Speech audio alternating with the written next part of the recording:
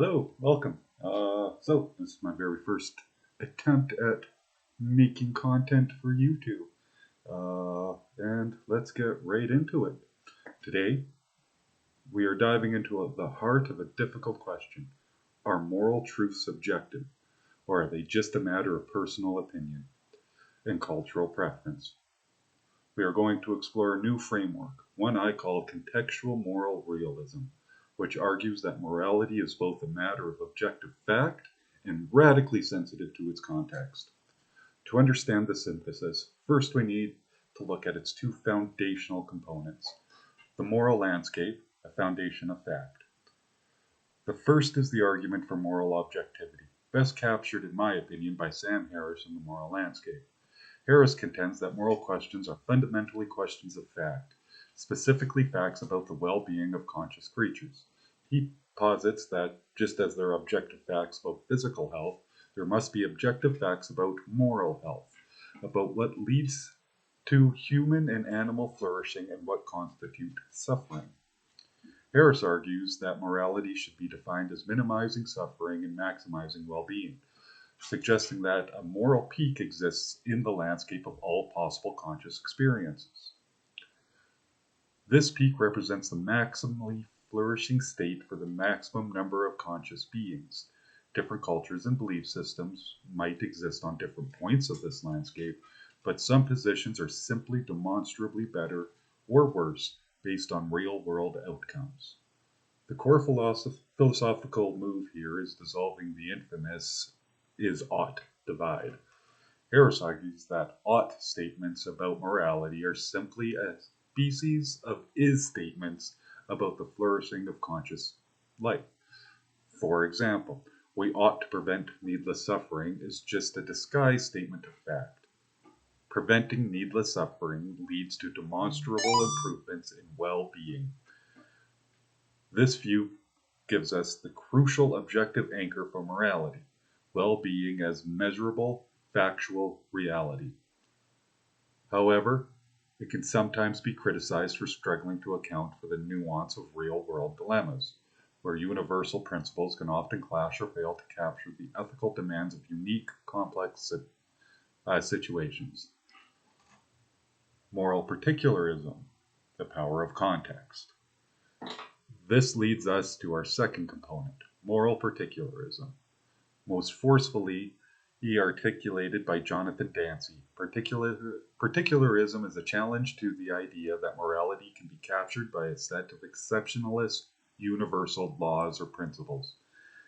Instead, Dancy argues that the moral significance of any feature in a situation is radically dependent on its context. The particularist holds that no feature, say the act of lying, is always a reason against an action. Lying is often bad, but in specific contexts, like lying to save a life, the moral significance of the act flips entirely. It becomes a reason for the action. Moral principles, in this view, are often just useful summaries of what tends to matter, but they are not the true source of moral truth. For the particularist, the process of moral judgment is akin to perception or form of non-inferential seeing. We don't deduce what to do by plugging the facts into a moral formula. Instead, we directly discern the moral salience of the combined features of the situation. It's an act of sensitivity and judgment, not simple rule following.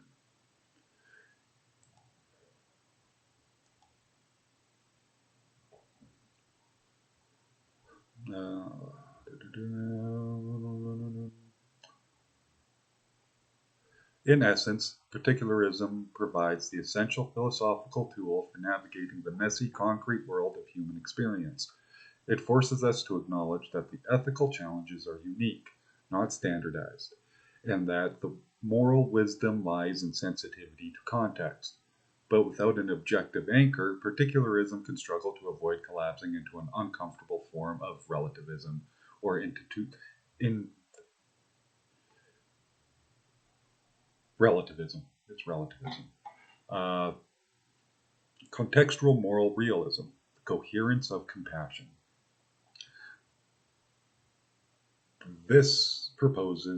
I'm proposing contextual moral realism, a synthesis that seeks to preserve moral objectivity without collapsing into rigid moral law. It holds that moral truths are objective facts about the well being of conscious creatures, yet the moral salience emerges only within concrete contexts. Moral terrain, fact, value, and conscious life. At the foundation of a contextual moral realism lies the conviction that moral truths are rooted in the same reality that gives rise to any other form of knowledge. Conscious experience is the space where value enters the universe. There is no, if there was no creatures capable of suffering or flourishing, there would be no moral dimension to speak of. Thus, morality is not imposed upon the world but discovered within it, arising wherever the possibility of subjective experience exists. To recognize that the difference between flourishing and misery matters is not an act of faith, but an observation of fact. The distinction between a life of agony and a life of joy is built into the structure of consciousness itself. When we speak of the good, we refer to that which sustains or enhances the conditions of conscious flourishing. When we speak of the bad, we refer to that which undermines it. In a sense, moral truths are empirical, yet not reducible to mere biological or cultural description. They are truths about what it means for experience to go well or poorly for beings like us. Objectivity without absolutism. Where the traditional moral realism sought absolute laws grounded in divine command or metaphysical necessity, contextual moral realism seeks objectivity without absolutism. It holds that moral facts are real and discoverable, but their application is irreducibly context dependent. Just as physical laws manifest differently under varied conditions, moral truths unfold within the lived complexity of human experiences. This view rejects both relativism and moral legalism. Against relativism, it asserts that certain states of being, such as the deliberate infliction of needless suffering, are objectively worse in any possible world where consciousness exists. Against rigid legalism, it holds that no moral principle applies identically in every situation. What compassion demands in one context may be cruelty in another. Thus, morality is not a code to be obeyed, but a reality to be discerned. Moral knowledge, then, is a form of perceptual skill rather than rule application. Like judgment or practical wisdom, like aesthetic judgment or practical wisdom, it depends upon sensitivity to the particulars of each case. But the sensitivity is not arbitrary. It is guided by an empirically grounded understanding of what it sustains or diminishes well-being. Moral reasoning becomes an art grounded in science. Science provides the compass, judgment charts the path. Consciousness as the ground of moral truth. In this framework, consciousness is not merely one element among many, it is the ontological ground of moral reality. The valiance of experience, pleasure, pain, fulfillment, despair, gives rise to the dimension of value. The difference between flourishing and suffering is not a matter of personal taste, but a logical structure. Given what it is to be conscious, some states are necessarily preferable to others. To knowingly choose the unnecessary infliction of agony is to act incoherently within the space of reasons. It is to will the negation of the very conditions that make valuation possible. This is what gives morality its normative force without invoking divine command. The ought arises from rational coherence, not celestial decree. To act ethically is to act in accordance with the structure of consciousness, to sustain the possibility of well-being, empathy, and meaningful relationship. To act unethically is to will their destruction. The binding force of morality thus lies not in eternal authority, but in the internal architecture of rational and emotional life itself. The contextual nature of moral judgment. Jonathan Dancy's insight that moral reasoning is particular rather than principle-bound finds new grounding with this naturalistic framework. Context does not relativize morality, it reveals it. Each moral situation is a unique configuration of conscious states and consequences. A moral understanding consists in perceiving their moral salience rightly. A lie that prevents harm may embody compassion. The same lie in another context may destroy trust and deepen suffering. There is no contradiction here, only moral perception adjusting to the realities of lived experience.